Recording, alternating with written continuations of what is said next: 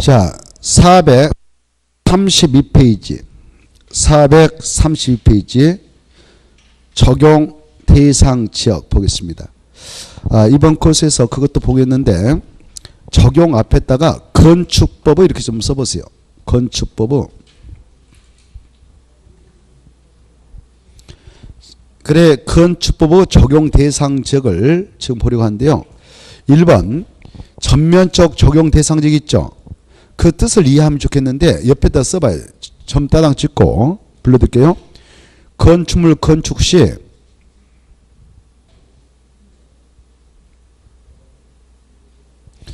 건축법의 모든 규정을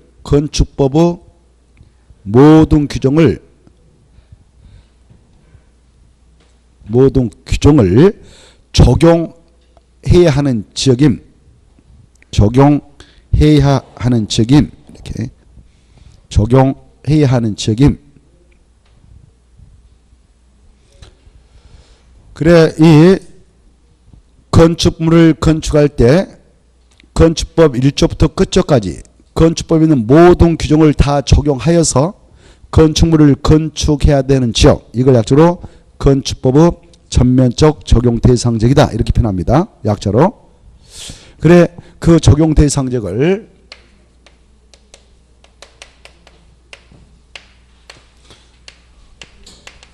건축법의 전면적 적용 대상 지역, 대상적을 이렇게 그림으로 한번 생각해 보세요. 이게 전 국토에 남쪽에 있는 땅, 이게 국토인데 국토를 변형했습니다. 그래, 전 국토 중에서 도시역에 있는 땅은 무조건 건축법의 전면적 적용 대상지가 되어서 도시역에 있는 땅이 뭐 그게 주거적 있는 땅이 있을 수 있고 상업적 있는 땅이 있을 수 있고 공업적, 녹적, 이게 다 도시역에 있는 땅이죠. 그 정도 알고 계시죠? 그래, 여기 있는 대지 구입해 가지고 건축물을 건축하게 될 때는 건축법 제1조부터 끝조까지 다 적용을 해야 한다, 이렇게 하시고. 그래, 도시역은 건축법 전면적 적용 대상지인데. 그 다음에 이제 여기를 도시역이 아닌 지역, 도시역 여지역, 비도시역 이렇게 표현해. 같은 말이에요. 도시역이 아닌 지역은 용도적상 이 지역이 보전, 생산, 계획관리적이 있을 수가 있고 농림적이 있으니 그리고 자연환경 보전, 알죠? 이 지역을 도시역이 아닌 지역이라 합니다. 이런 도시역 예허지역에서는 바로 이런 장소에서만 전면적으로 정돼요.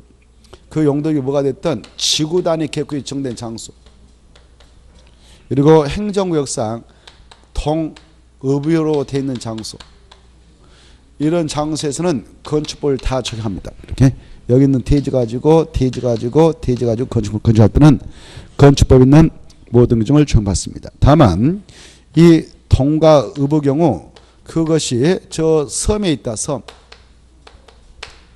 제주도, 뭐 거제도, 진도 이런 섬에 있는 동이 있다, 읍이 있다. 그랬을 때는 행정구역이 무조건 동이라고 해서, 읍이라고 해서 그 지역에 있는 대지에다 바로 건축할 때 다 건축법상 규정을 적용한 게 아니고 인구 500명 이상인 동업지일 때만 전면적 적용 대상 지역이 되고 있다는 거 이거 알아주시고. 근데 이제 이 전면적 적용 대상 지역이 아닌 나머지 지역이요. 이런 지역에 있는 땅을 가지고 여러분들이 건축물을 건축하려고 한다. 또 섬의 경우 인구 500명 미만인 동업지역에서 건축물을 건축하려고 한다. 그럴 때 이 대지에서는 바로 건축법상 일부 규정은 적용을 하지 않습니다. 그게 뭐냐? 거기 나오죠. 오른쪽 페이지 보시면 약자로 대도, 건방대 이렇게 6개 규정은 적용하지 않아요. 대지와의 도로 관계, 대지와의 적용 규정 그거 나있죠. 대도, 대지와 도로 관계, 그리고 도로의 지정 폐지 변경, 그리고 건축선에 한 건축선의 지정, 건축선에 한 건축 제한, 방화주 안에서의 건축물 건축 제한, 대지 분할 제한, 이 6가지 규정은 전면적 적용 대상지 안지에서는 적용하지 않습니다. 오른쪽에 나와 있죠. 자, 대도, 건방대. 그 다음에 가로 2번 이 도시 군 계획 시설 부지 여기다 이렇게 도로 설치하겠다 라고 국토교법상 도시군가로 딱 결정하시는 땅, 이런 땅을 아직 개설되어 있지 않는 도로 예정지를 하지 않습니까? 이런 예정지, 도로 개설 예정지, 이걸 도시군계획 시설비라고 그래. 도시군계획으로 되어 있는 도로 예정지. 여기다도 가설 건축물은 건축할 수 있습니다. 허가받으면. 그 내용이 2번 나오는데, 자, 국토교법상 밑에 도시군계획 시설로 결정된 도로 예정지에 건축하는 경우에는 바로 뭐라고 써졌죠? 그런 경우는 도로 지정 표지 변경, 건축선 지정, 건축상 건축제한 규정을 적용하지 않는데, 그건 몰라도 되고 손만 좀 받으세요. 도시군계획 시설로 결정된 도로 예정지에 따른 건축물이나 공작물을 건축할 수 있다 없다? 있다. 넘어가시고 434페이지 건축물로 건축 나와 있죠. 여기서부터가 이제 건축물로 건축 절차로서 한번 정리를 해 나갈까 합니다.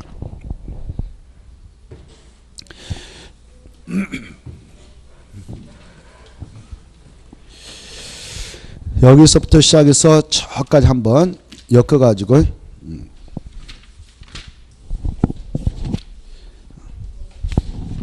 477쪽까지 470쪽까지 여기까지가 건축물의 건축 절차라 볼 수 있거든요.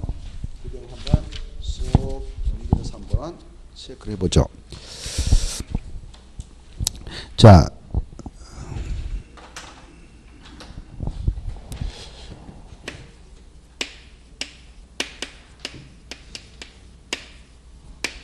건축물을 건축해 나가는 절차, 그리고 건축하고 나서 사용, 사후, 유지, 관리하기까지 절차. 그리고 철거했을 때 철거 신고 문제, 멸실됐을 때 멸실 신고 문제. 이것도 한번 보겠습니다. 자, 우리가 이 건축물을 건축하고자 한다.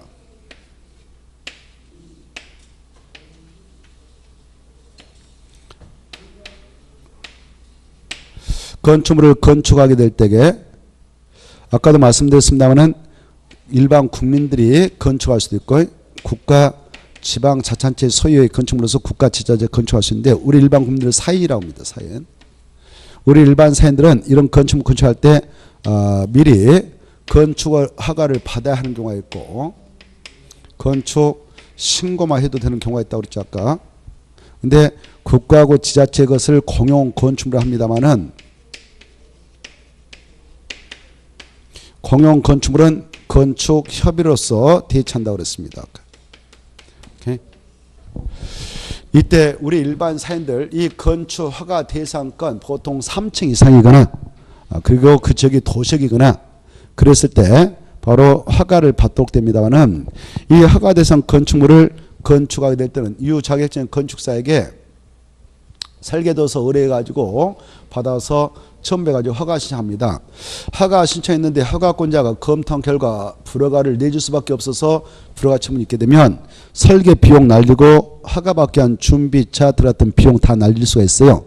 그래서 정식으로 허가를 신청하기 앞서서 법적으로 이 대지에다가 바로 자기가 구상하고 있는 그 건축물로 건축이 허용되는지, 허용된다면 규모는 얼마까지 가능한지, 그리고 허가를 받기 위한 준비는 뭐뭐 해야 하는지, 이런 것들을 미리 알아볼 수 있도록 하는 절차를 인정해주고 있는데요. 그걸 뭐라고 하냐? 사전 결정 신청 제도를 합니다. 사전 결정 신청 제도라고 그래요. 이게 중요하거든. 사전 결정 신청. 그래, 이 대지에다가 건물을 세울 때 이걸 세우는 것을 입지라고 그러거든. 입지. 어떤 용도의 건축물을 법적으로 건축이 가능합니까? 규모는 얼마까지 가능합니까? 허가받기 위한 준비는 뭐뭐 합니까?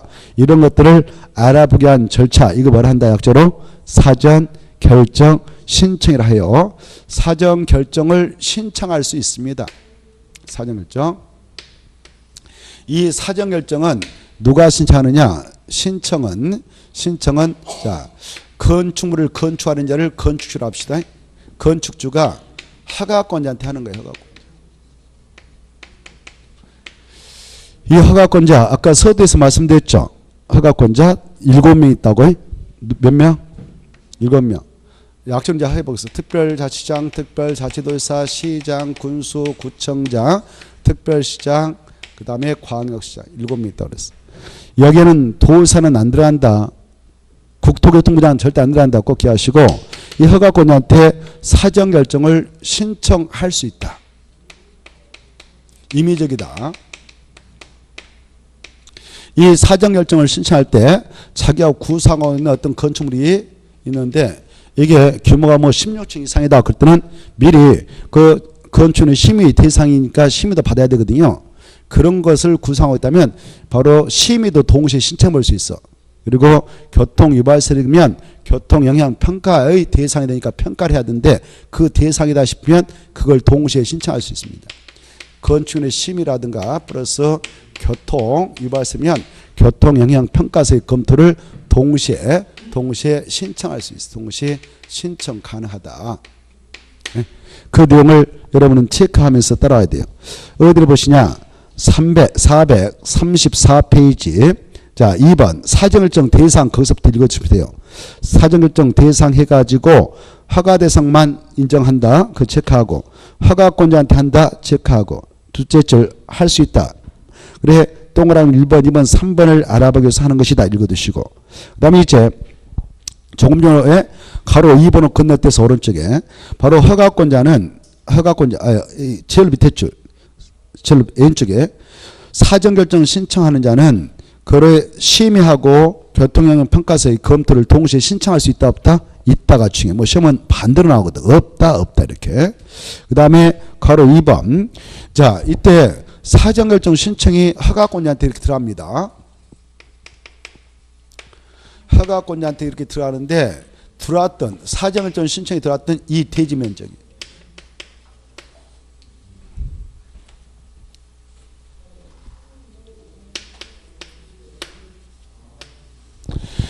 이 대지 면적이 환경영향평가법 따른 소규모 환경영향평가 사업규모에 해당한다. 그럴 때는 이 허가권자께서 사전결정을 하기 앞서서 결정을 해주기 앞서서 미리 사전결정하기 전에 미리 바로 이 환경 문제를 책임지고 있는 환경부 장관 체크 대지 면적에 따라 줄 것이고 환경부 장관하고 환경부 장관 또는 지방 환경관세청 그네들하고 꼭 협의를 해야 된다. 그래 대지 면적이지 건축 면적만 틀리겠다. 대지 면적이 환경영향평가법에 따른 소규모 환경영향평가 사업규모다. 건축 면적이다. 대지 면적이다. 대지 면적. 시험에서 건축 면적이 나왔어요. 그럼 틀리겠어요. 그래서 이제 우리 환경영향평가법에 따르면 대지 면적이 5,000제곱미터 이상으로 밀어서 개발할 때는 바로 환경영향평가를 하도록 돼 있어요. 근데 몰라도 되고 일단 누가하고 꼭 협의해야 되는가? 환경부 장관. 근데 시험에 나왔네요. 국토교통부 장관 협의라고 하나하나 꼼꼼하게 받으셔야 돼요. 그래야 문제를 풀 수 있지 어설프게 하면 안 한 것만 못해요. 하나하나를 꼼꼼하게 해놔야지.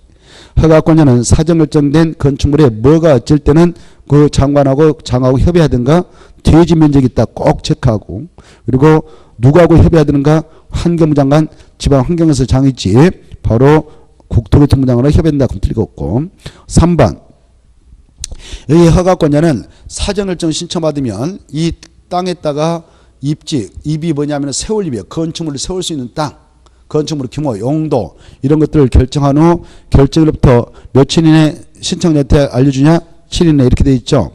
그리고 그 밑으로 내려가셔서 보면 4번에 1번에 1번 2번 자 여러분이 이 사전결정을 신청하려는 주인공이라 가정해봐. 사전결정 신청서를 낼 때에 땅을 준비하는 거 땅 건축물을 건축할 수 있는 땅을 준비하는데 대의를 준비하는데 이 몇 번지 얼마의 땅에다 뭐 하려고 합니다. 그때 허가 받을 수 있어 없어요? 이걸 지금 알아보기 위한 절차거든요. 이때 이 대지가 돼지 뜻 알죠? 바로 한 필지 딱 이걸 대지라고 그래. 뭐라고 한다고? 한 필지. 지난주 공부했죠? 대지란 한개의 대지란 공간 정보의 구축 및 관리 등에 관한 법률에 따라 각 필지로 나눠져 있는 토지를 하나의 대로 한다. 다만 예외로 두 필지 이상을 합해서 하나의 대로 할 수 있는 경우도 6가지가 있고 하나 이상의 필지 일부를 하나의 대로 할 수 있는 경우도 5가지가 있습니다. 그 구체적인 경우는 다음 3순환 때 하겠습니다. 그랬죠? 자, 그래 이렇게 땅을 준비했어. 건축물을 건축해 보려고는 땅을 준비했다. 대지를. 근데 이 대지가 일부는 아직 전혀 안 된 농지고 일부는 산지다. 하천이 흐르고 있다. 여기서 지금 건축물을 건축보고자 하고 사전일정을 신청하려고 한다. 그때 이 다음에 허가 신청 허가 받아서 건축물을 건축해야 되면 농지 전용이 있으면 되고 산지 전용이 있으면 되고 공사하면서 하천 점용이 발생하지 않겠습니까? 그리고 여기서 개발행위를 하게 될 겁니다. 뭐 토지 형리변경도 하고 뭐 성토도 하고 그럴 거예요. 그때 이 개발행위 하려면 국토법상 개발행위 허가 받아야 되고 농지 전용하려면 농지법상 농지 전용 허가 받아야 되고 산지 전용하려면 산지법상 산지 전용 허가 받아야 되고 하천 점용에서 좀 이용하려면 하천법상 하천 점용 허가를 받아야 되는데 하천 관리청장한테 그때 이 사정결정 신청하려는 이 친구가 갑의를 합시다. 갑이라는 사람이 일일이 이런 일을 개별적으로 막 처리해서 나가느냐 그러면 엄청난 시간을 허비하게 되겠죠. 절차가 아주 번거롭겠죠. 그래서 절차의 간섭을 기하기 위해서 사정결정을 신청할 때 이런 건을 동시에 받고 싶다. 그러면 관련 서류를 싹 준비해가지고 처음부터 내면 돼요. 사정결정 신청서에다가 처음부터 내면 되면 허가권자가 이런 건에 대한 이 허가권을 쥐고 있는 바로 신고 수리권을 쥐고 있는 협의권을 쥐고 있는 농림축산심장관, 산림청장, 하천관리청장, 국토법상 개발행 허가권자 인매들하고 사전에 이 허가권자가 협의를 해요. 이런 건이 들어왔는데 이거 전용을 해도 됩니까? 따당따당 협의하면 협의 요청하면 관계 행정기관장은 15일 내에 답을 줘요. 그 밑에 나와 있어. 박스 밑에. 15일 내에 의견 제출해라. 그래서 의견 제출할 때 오케이 해서 보냈어요. 그래서 협의가 이루어졌어요. 그리고 나서 이 허가권자가 이렇게 사전 결정을 했습니다. 사전 결정을 해서 통지해 줍니다. 통지해 줘. 사전 결정해서 통지해 주면 조금 전에 협의를 쳤던 네 가지는 국산 농가를 하는데 국산 농가를 받은 걸로 일괄 의제 처리해줘요. 받은 걸로 일괄 의제 처리해 줍니다. 알겠죠? 박스 속에 들어가서 국산 농가 암기 약자로 뭘 한다고요? 국산 농가 꼭 암기. 간단하잖아요. 사전결정 통지 받으면 네 가지를 또 받으러 갈 필요 있다. 받은 걸로 본다.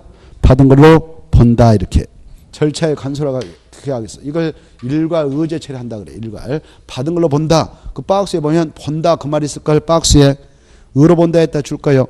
의로 본다 그따 줄 것이고 박스에 보고 계신가요? 거기다 같은 말을 써요.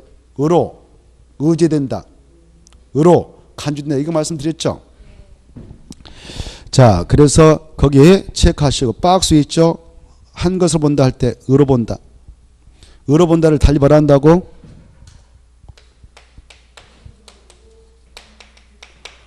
의로 본다를 의로 의제된다. 의로 간주된다. 이거 몇 번 해드렸을 건데 네. 같은 말이에요. 그래서 지금 우리는 일괄 의제 처리상 약적으로 말한다. 국산농가 뭘 받으면 이거 싹 받은 건다. 사정 결정 통지 이렇게 좀 이해하십시오. 한 문제감에 지금 하고 있는 것이 한 문제감 하고 있는 것이 뭐 내용은 쉽잖아요. 좀만 신경 쓰면 되지. 국산농가 국산농가. 그리고 이렇습니다. 여기 봐봐요. 우리가 갑이로서 이렇게 사정결정 신청서 내면 허가권자께서 이런 협의를 동시에 해서 처리해 주기 위해서 바로 건축 민원 일괄 협의를 개최하게 됐어. 법주로. 일괄 협의를 개최하는데 우리가 이렇게 신청서 내면 며칠에 개최해서 이런 것들 막 처리해 나가도록 하고 있냐? 10일 만에 개최합니다. 법적으로. 며칠 만에요? 10일 만에. 그 내용이 저기 한 장 넘어가 봐. 흐름을 좀 말씀드릴게요. 437페이지 437페이지 박스 밑에 손 봐봐. 찾나요? 437페이지 박스 밑에 손 보이시죠? 사전결정 신청이 들어갔다. 사전결정 신청이 들어갔다. 그러면 그날로부터 며칠에 건축 복합 민원 일괄 협의를 개최한다고 나옵니까? 10일. 누가 개최합니까? 허가권자. 그거 나와있죠. 그래 허가권자는 건축 허가를 하려면 바로 해당 용도, 규모, 형태의 건축물로 건축하는 대지에 건축하는 것이 법적으로 적합한지 맞는지 확인하고 그 다음에 처리하기 위해서 사전결정 신청일 또는 건축허가 신청일로부터 10일 내 건축 복합 민원 일괄 협의를 개최한다. 그 정도 딱 봐도 거기까지만. 건축 복합 민원 일괄 협의를 개최한다. 그다 치고 며칠 내 10일 그것만 딱 체크. 그거 하나 받으시고 다시 앞으로 옵니다. 다시 앞으로 오셔서 자 이렇게 이제 사전결정 통지가 있게 되면 이런 걸 네 가지를 받은 걸로 의지 처리하고 그 다음에 바로 여러분이 이제 갑이었어. 사전결정 통지를 받았어. 그러면 이제 정식으로 이걸 신청하면 돼요.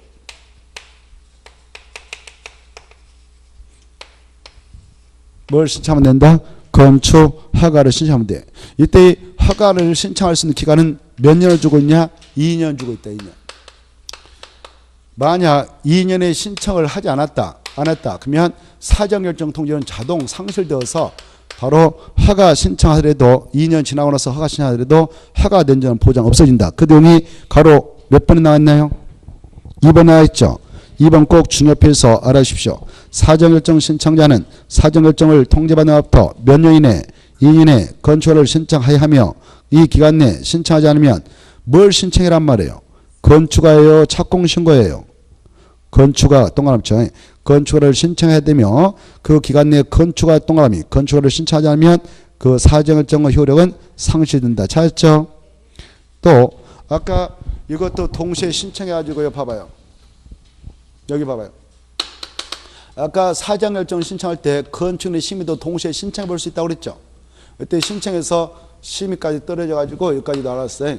심의 통지 나왔어요. 그러더라도 몇 년에 건축허가를 신청하냐면 심의 효력도 자동 상실되냐? 2년.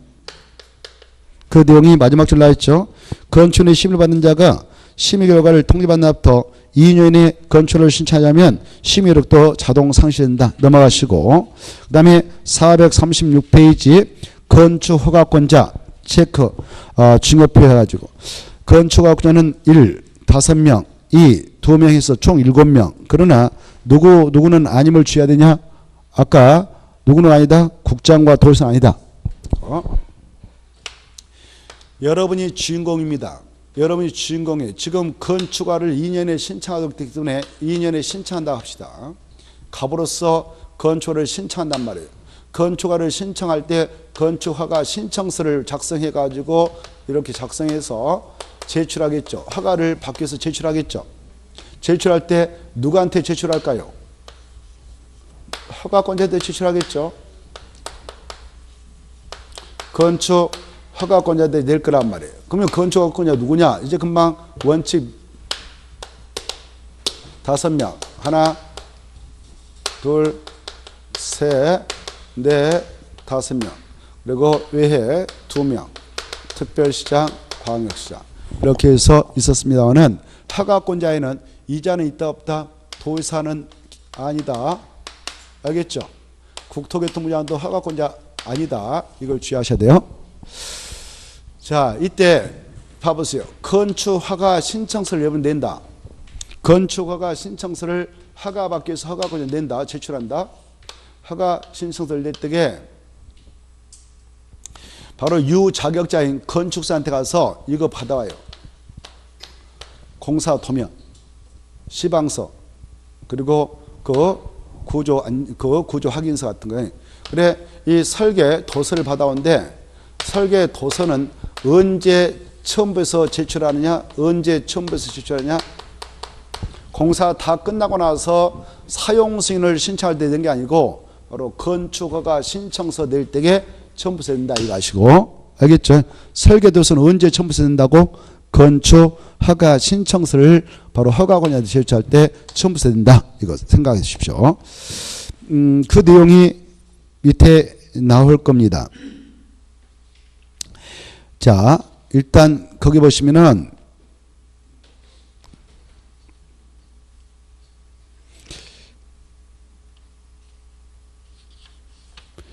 일단 넘어가 보셔요. 넘어가서 보시면은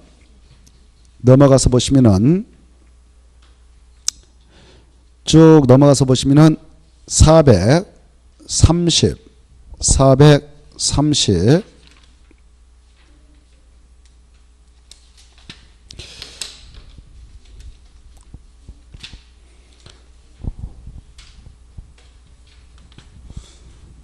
436페이지 그냥 거기서 정리하고 넘어가죠.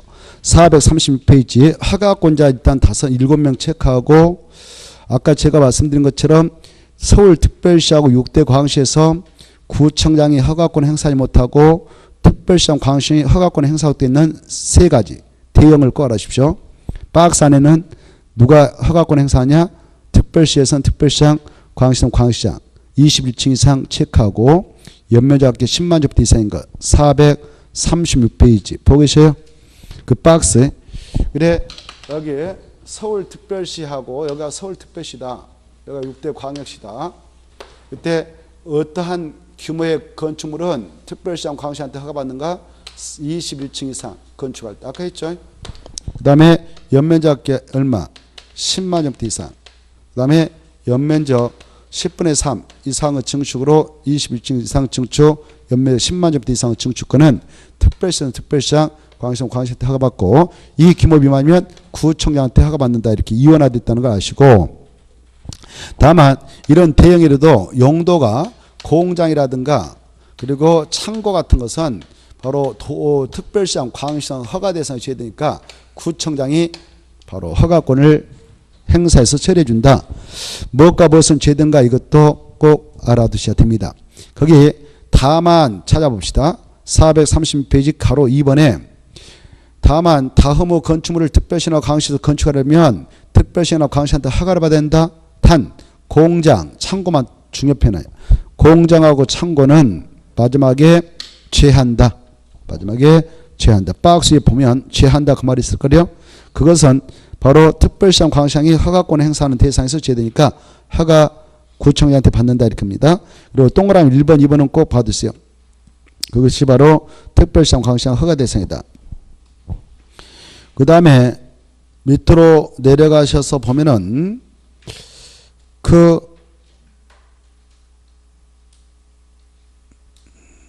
쭉 내려가셔서 한참 내려가서 보면은 마지막 줄이 마지막에 한 5번째 줄. 허가권자는 다음에 해당하는 사항이 다른 행정기관의 기관의 권한에 속하면 그 행정기관장과 미리 협의해야 된다. 협의 요청을 받았던 기관장들은 15일에 의견을 제출한다. 그리고 어떤 거냐? 오른쪽. 이 오른쪽에 있는 것들은요. 우리가 건축허가 신청해서 허가를 받으면 허가 받자마자 이것들 다 받은 걸로 일괄 의제 처리해 줍니다. 절차의 간소화를 기하고 또 집중효를 부여하기 위해서 여러분이 건축허가 받았다 그러면 건축공사장에서 공사용 가산점을 축조할 수 있거든. 그때는 별도로 축조 신고할 필요 없어요. 그냥 한 걸로 간주하니까 축조해서 이용하면 돼요. 또 공사하면서 공작물을 축조할 수도 있어. 그때는 신고 대상이라도 신고한 걸 간주하니까 그냥 하면 돼요. 특히 3번 중요합니다. 3번 이 여러분이 건축법에 따라 이렇게 허가권자에게 허가 신청해 가지고 허가권자가 이렇게 건축가 내줬어요. 건축가 내줬다 그러면 여러분은 건축법상 건축받으면 국토계획법상 56조에 따른 개발행 허가를 또 받을 필요 없어요. 개발행 허가를 받은 걸 의지치 한다. 이건 꼭 알았어요. 국토계획법상 개발행 허가 받았다 해서 건축법상 건축허가를 받는 거 의지하지 않고 건축법상 건축허가를 받아야 국토법상 개발행 허가를 받은 본다. 이 우리가 국토개법을 공부할 때 개발행 허가 대상이 바로 이 6가지가 있습니다. 그랬죠. 건축물의 건축, 공작물 설치, 토지 형질 변경, 토소 채취, 토지 분할, 물건을 쌓아두는 이런 거 있잖아요. 이때 이 건축물의 건축권이 허가 대상이다. 그럴 때는 허가받기 위한 절차는 건축법에 규정되어 있기 때문에 건축법에 따라 건축법상 허가권자의 그 서류를 제출해야 돼요. 제출해서 건축법에 따라 건축허가를 받으면 국토법상 개발행 허가를 받은 거 간주하니까 이런 것들 다 받은 거 의지해서 건축공사 허가받아서 건축허가 받아서 건축공사 할 때는 그 건축공사장에서 바로 공작물 설치, 토지 형변경, 토소 채취, 토지 분할, 물건 쌓을 때는 별도로 국토법상 개발행 허가를 또 받을 필요 없다. 받은 걸로 간주하니까. 알겠죠? 그러나 반대로 국토법상 개발행 허가 받았다 해서 건축법상 건축 허가를 받은 거 본다. 그럼 틀립니다. 국토법상 물건을 쌓아두고자 하는 건이 허가 대상에서 허가받았다. 그러면 이것도 개발행 허가를 받은 것이다. 이렇게 표현하거든요. 이거 받았는데 건축상 건축 허가를 받은 거 본다. 그러면 말 돼 안 돼요? 안 되죠? 그래서 왜 국토법상 개발행 허가 받았다 해서 건축법상 건축 허가를 받은 걸로 보지 아니한다. 그런데 건축법상 건축 허가를 받으면 국토법상 개발행 허가를 받은 것으로 본다, 보지 아니한다? 본다. 그래, 또 봐보세요. 이 건축물의 건축행위도 개발행위인데 개발행위라고 하는 6가지를 일반적으로 규정해서 존재하고 있는 법이 국토계획법이요. 국토법상 개발행 허가제예요. 이런 법을 개발행 6가지 전반에 대하여 일반적으로 적용하기 위해서 또 규정하기 위해서 만들어져 있는 이 법을 일반법 이렇게 할 수 있어요.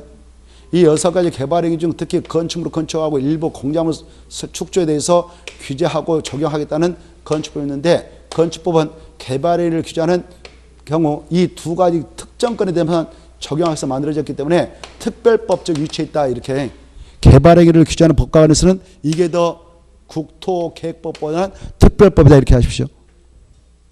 건축법하고 국토계획법은 개발행위를 규제하고 있는 법으로서 뭐가 특별법이고 뭐가 일반법인가?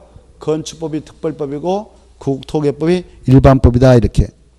그래서 이 법에 따른 허가 받으면 이 법에 따른 허가를 받은 거 본다. 이거 맞다. 근데 일반법에 따른 허가를 받았다 해서 특별법에 따른 허가를 받는 것을 본다. 그럼 틀립니다. 이걸 꼭 확인해 두시고 그 다음에 이제 나머지는 참고로 쭉 이제 읽어보시면 돼요. 시험 공부로서 뭐 크게 중요한 거 아니고 이제 금방 말씀드린 것만. 그리고 이 건축허가 받으면 저 밑에 바로 12번 봐봐요. 12번에 바로 하수도법에 따른 개인 하수 처리시설 설치 신고도 한 걸로 봅니다. 즉 여러분 집 질 때요. 바로 건축받지 않습니까? 그 건축물을 건축하게 되면 하수도도 만들어야 될 거 아니에요.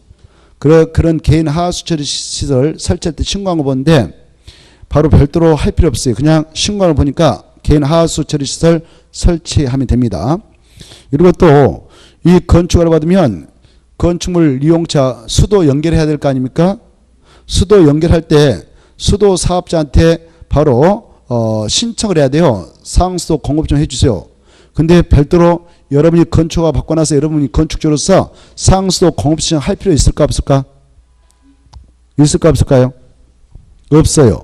뭔만 받으면 그거 한 걸로 간주한다? 건축허가 받으면 상수도 공급 신청한 거 보거든. 13번 봐봐요. 13번. 그리고 그 건축물 건축할 때에 그 건축물이 16번 봐봐요. 16번하고 15번 좀 체크해서 읽어두셔. 15번이면 물환경보전법 따른 수질오염 배출시설 설치 허가 신고 대상이다 그러면 그것도 한 걸로 간주합니다. 건축허가 받으면. 또 대기오염물질 배출시설 설치 허가 신고도 마친 걸 봅니다. 그 정도는 눈으로 살짝 찍어 놓으시고 그 다음에 나머지 통과해야 돼요. 넘어가서 보시면 자 가로 3번 건축허가의 사전승인 하는데 이 사전승인 동그라미 1번하고 2번은 좀 읽어서 체크해야 됩니다. 자, 여기 허가권자 중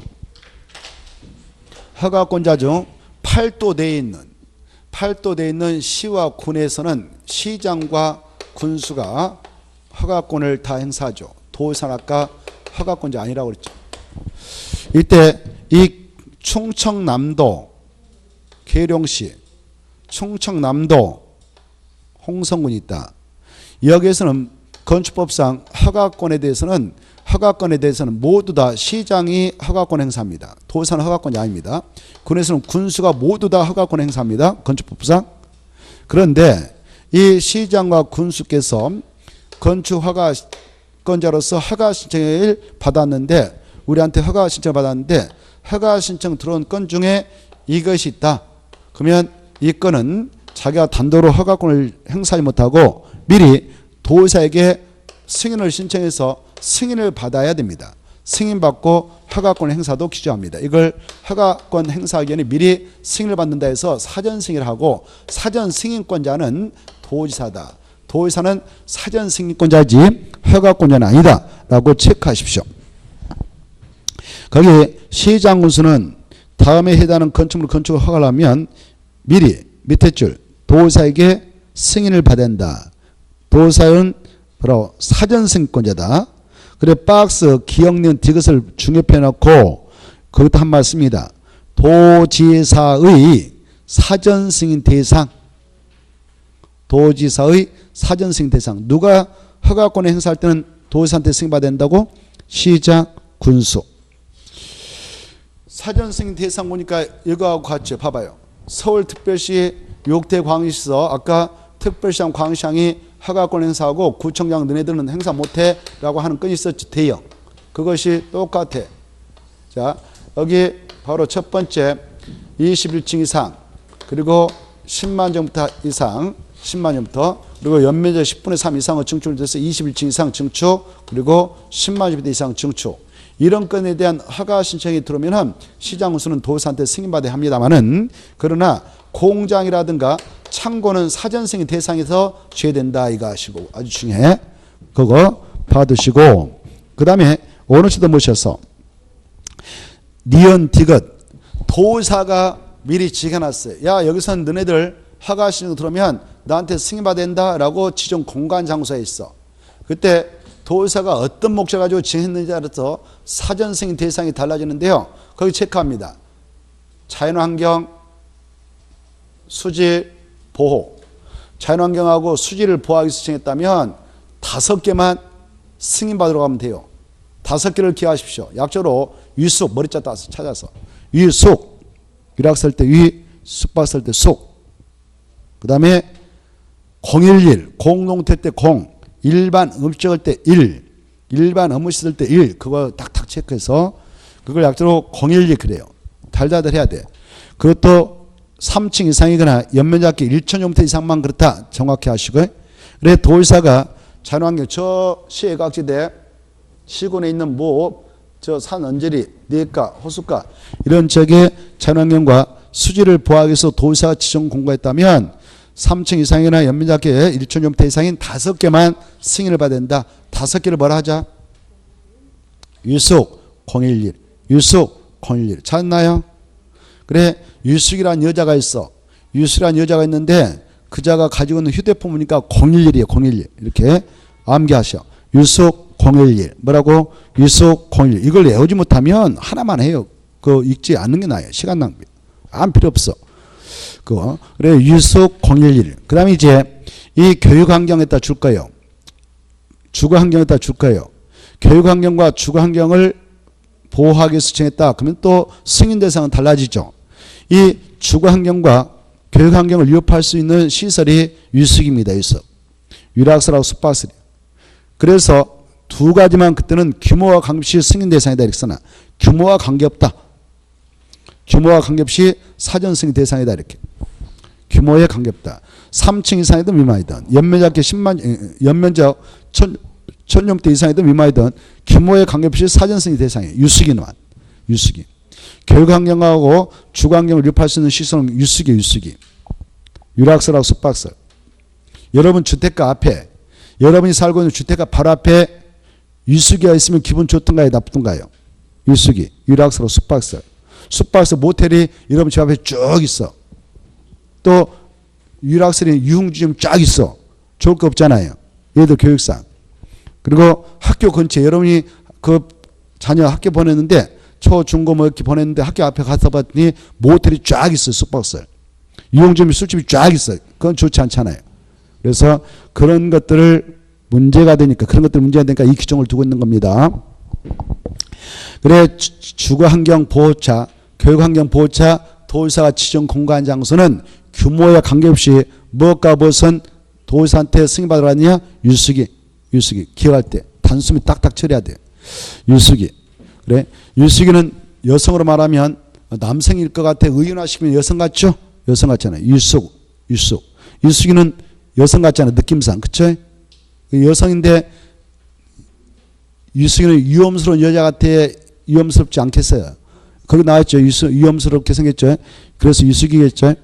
여성 이름 중에는 미수기도 있고 정수기도 있고 뭐 현수기도 있고 유수기도 있는데, 현수기는 현명한 여자, 미수기는 아름다운 여자, 정수기는 적이 많은 여자, 유수기는 위험스러운 여자, 이렇게 되는 거죠. 위험스러운 여자. 우리는 위험스러운 여자 뭐라고 그래요? 뭐 신문 같은 거 보면 꽃뱀이 어쩌고저쩌고 했다 이런 말 나오죠. 들어봤나요? 저 탑골공원에서 꽃뱀인 여자가 나타나서 바카스 하나 주면서 할아버지를 홀렸다.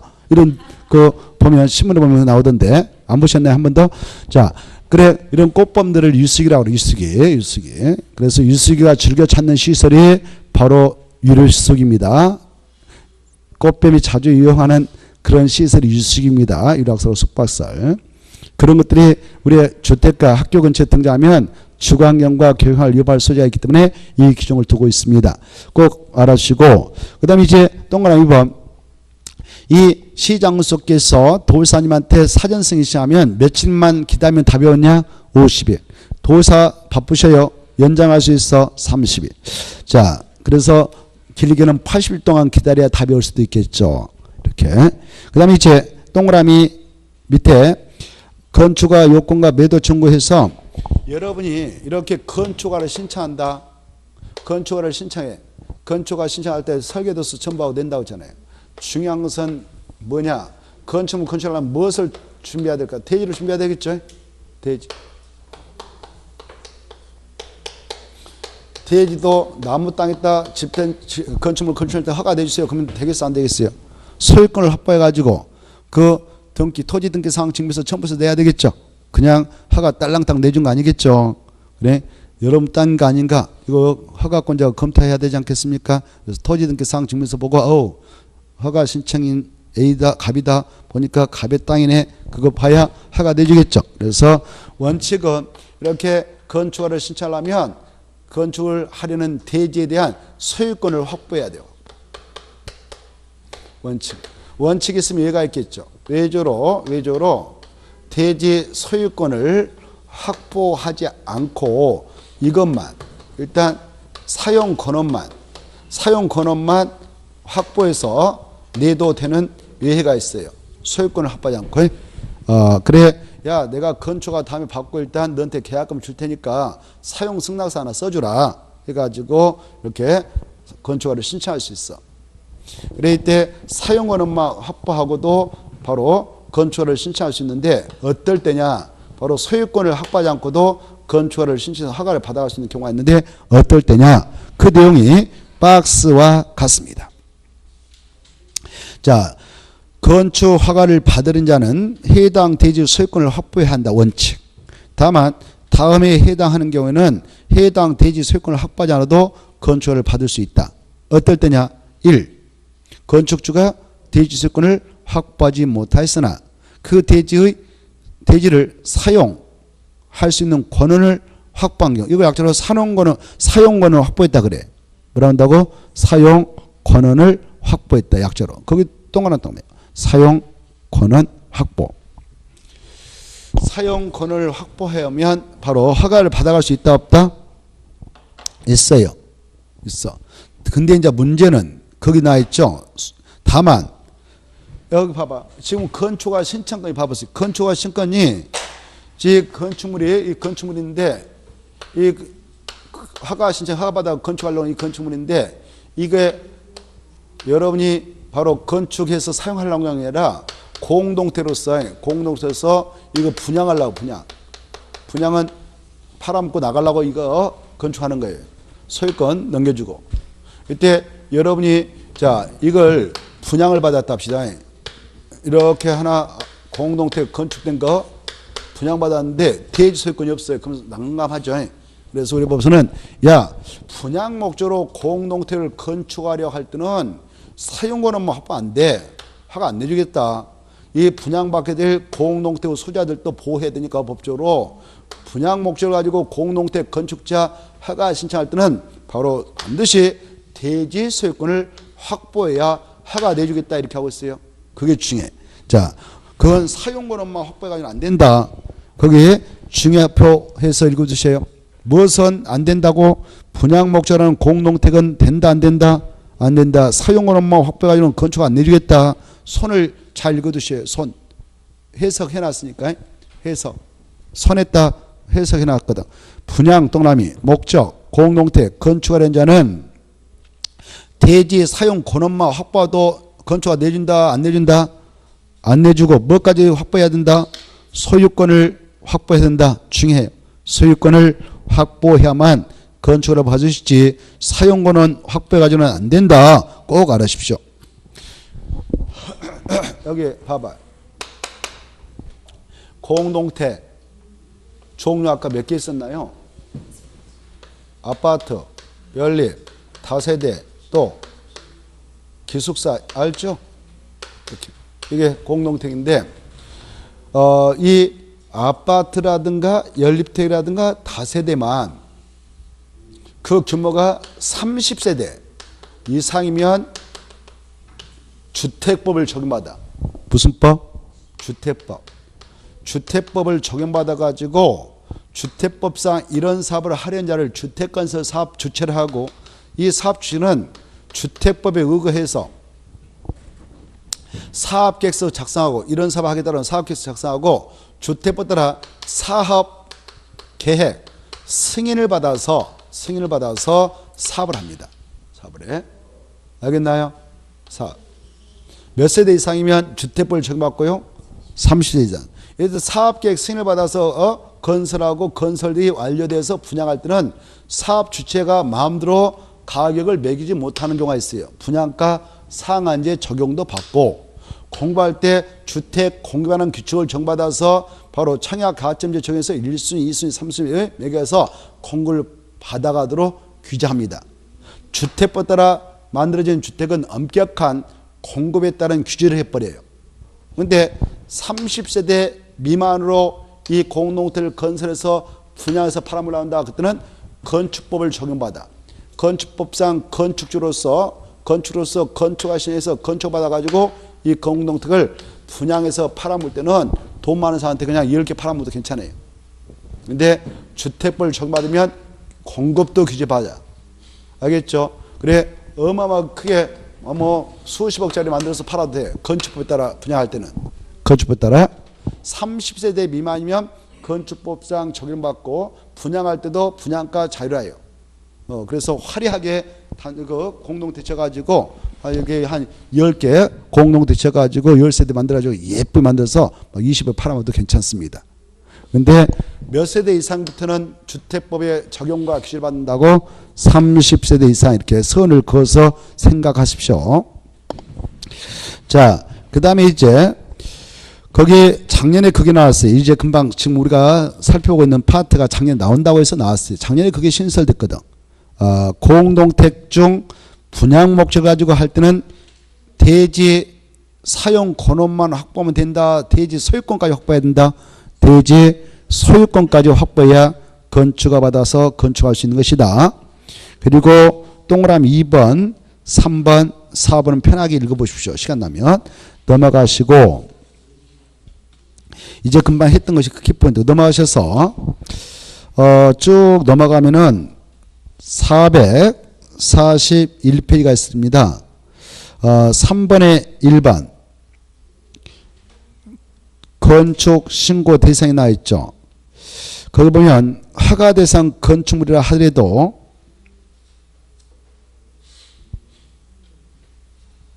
그래 그것도 좀 하나 더 보고 합시다. 이번 코스에서 439쪽 하나만 더 봅시다. 439쪽에 2번 동그라미 2번 박스 속에 건축주가 다음 각호 어느 하나에 해당하는 사유로 그 박스 안에 기억년 틱을 리을 그것인데요. 천재지변 리을 천재지변이 발생했다든가 재로 붕괴됐다. 그래서 붕괴된 것을 다시 신축하려고 한다.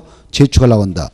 이렇게 신축 재축하든 또 여러 가지 지금 설비가 노화돼 가지고 기능을 계속 유지하기 곤란하다. 지금 건축물 내에 급수 설비인 수도관이 배수 설비 하수관이 오후 설비 화장실 빼는 설비가 노화돼서 지금 완전히 기능을 유지하기 곤란해. 그래서 파이프가 다 새가지고 물이 줄줄 새고 있어요. 건물에서요. 이럴 때는 계속 유지하기 힘드니까 건축주가 바로 이걸 건물을 부셔버리고 철거하고 더 크게 진다. 신축 부셔버리고 철거하고 정전하면서 다시 축조하려고 한다. 개축 멸실된 걸 다시 축조하려고 한다. 정전하면서 그러면 재축 이런 것들이 있는데 이런 걸 하려고 할 때는 건축 및 해당 대지 공유자 수의 80% 이상의 동의 없고 동의한 공유자 지분의 합계가 전체 지분의 얼마 이상만 되어도 건축가 신청하면 허가 내주냐? 80% 이상. 그래서 지금 야 우리 지금 가지고 있는 공유로 가지고 있는 이 건물이 지금 노화돼서 도저히 안 되겠다. 이걸 철거하고 신축 더 크게 지던 더 크게 된 걸 신축 철거하고 정정 범위에서 다시 축소하면 개축 천재지변이 발생해서 지진 발생해서 흔들흔들 삐걱삐걱해서 붕괴될 소지가 있다. 그래서 이걸 날려버리고 다시 집을 다시 세우자. 그러면 재축이라 하거든. 이럴 때에 이해관계가 대립돼서 이게 건물인데 공유로 돼 있어. 공유. 이게 20명이 공동 소유하고 있단 말이에요. 땅에 대한 지분도 공유로 돼 있단 말이에요. 공유 지분으로.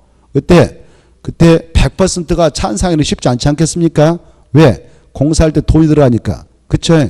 그래서 굳이 100% 돈이 필요 없다. 얼마의 돈만 있으면 된다? 80% 동의한 자의 그 지분을 보니까 합의 보니까 그 땅 전체 예컨대 1,000제곱미터다. 땅 면적 대지가 그 중에 야 바로 800제곱미터에 해당하는 지분을 가지고 있는 자들이 찬성했다. 그러면 20% 땅에 200제곱미터의 지분을 가지고 있는 그 자들이 반대하더라도 그냥 이거 부셔버리고 허가 신청하면 허가 내주겠다. 이거 부시고 다시 신축하든 개축하든 재축한다면 허가 내주겠다. 이렇게 하고 있어요. 얼마의 동의서만 있으면 80% 동의만 있으면 동의한 자의 공유자 땅에 대한 지분 합계 보니까 전체 지분의 역시 그것도 80% 이상이다. 그랬다면 그냥 100% 토지 소유자가 찬성하지 않았다 하더라도 신축자, 개축자, 재축자, 리모델링자, 건축가 신청한다면 리모델링 허가 신청한다면 허가 내준다 안 내준다? 내준다. 이제 허가 받았어. 20%가 반대했어요. 돈 없으니까 그냥 이대로 하다가 끝내자. 그래도 허가 받았다면 440페이지 봐봐요. 440페이지 가로 3번만 보고 쉬었다 하겠는데 매도 청구 중립해봐요. 올해는 이걸 잘 봐두셔야 되겠어. 작년에 이게 신설됐거든요. 근데 작년에 이게 안 나왔거든. 매도 청구. 이제 금방 그거 그대로 써놨어. 이가 뭐냐? 건축주가 다음에 해당하는 사유. 즉 아까 그거 80% 이상이 동의하고 그 80% 이상이 동의한 자의 지분을 보니까 전체 지분 대비 80% 이상 돼버렸어. 이래가지고 대지 소유권은 전체 100% 확보하지 못했지만 건축허가를 신청해서 받을 수가 있어. 아까 받을 수 있다고 그랬죠? 건축허가를 받았어. 넷째 줄. 건축허가를 받은 경우에 따라 건축허가를 받은 건축주는 해당 건축물로 또는 대지의 공유자 중 동의하지 아니한 그따 줄 거예요. 동의하지 아니한 공유자에게 그 공유 지분을 체크. 시가대로 그만 동그라미. 시가대로 체크. 매도할 것을 뭐 할 수 있다? 청구할 수 있다. 이 경우 매도 청구를 하기 전에 매도 청구 대상이 되는 공유자와 몇 개월 이상 일단 협의를 해보냐? 3개월 이상 해봐라. 그 얼마 주고 끝내버릴까? 이렇게 협의하는 거예요. 그래 협의가 가장 좋은 것이거든. 얼마 주고 끝내자. 너네들 알아서 넘겨받아가지고 바로 해라. 원하는 대로. 이렇게 돈만 주라. 그래가지고 협의서 써가지고 돈 받고 넘겨줄 수가 있거든요. 몇 개월 이상 이렇게 협의를 하냐? 3개월. 3개월 이상 하고도 이게 협의가 이루어지지 않을 수가 있어. 더 달라. 못 주겠다 해가지고 그럴 때만 법원에다 매도 청구를 하게 됩니다. 그러면 매도 청구 소송을 하면은 판사가 얼마에 팔고 나가라. 그러면 판결 내리면 그대로 팔고 나가야 돼요. 소유권 넘겨주고. 자, 그래서 여기서 알아볼 것은 몇 퍼센트 이상의 그 지분의 동의를 받으면 끝이냐? 80%. 그러면 건축가 받을 수 있다. 그리고 그 허가를 받았던 건축주는 동의하지 않는 공유적 지분을 가지고 있는 친구들에게 뭐 할 수 있냐? 매도 청구할 수 있다. 매도 청구는 그자가 매방 가격대로 팔고 나가라 한다. 시가대로 한다. 공시 집가대로 한다. 시가대로 한다. 시가. 그리고 매도 청구 소송 법원에 갔다 하는 건데 법원으로 가는 것도 좋지만 미리 당사자랑 협의를 해라. 몇 개월 이상 협의하고 안 되면 법원으로 매도 청구 소송장 들고 가면 되냐? 3개월 이상 협의해라. 여기까지 좀 봐두십시오. 자, 441페이지 건축가 등록서 신고제도가 있는데 잠시 쉬었다가 그 파트를 보겠습니다.